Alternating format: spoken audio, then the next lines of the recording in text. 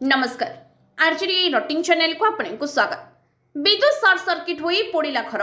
रायगढ़ जिला कल्याण Singhpur block पुजारीगुड़ा panchayat Shantinagar grammar Narendra बाग घरे विद्युत सर्ट सर्किट होई घर पोड़ी जाइथिबा देखिबाकु मिलिछि।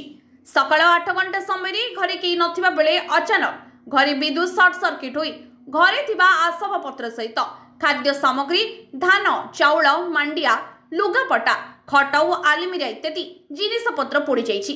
घरे निया लागिथिबा साही पड़िसा देखि निया को आयत्त करथिबा बेले अन्यपटे अग्निशम विभाग को जोगाजोग करथिले।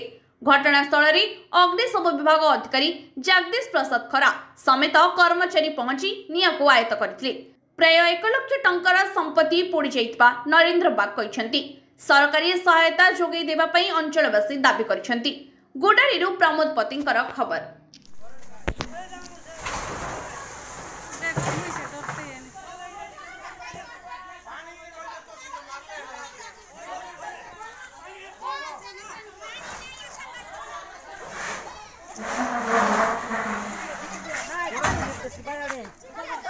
हे सादा এটা কারেন্ট টাকা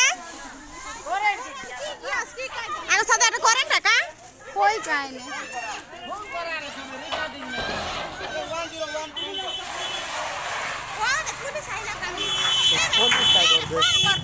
पुलिस काय करते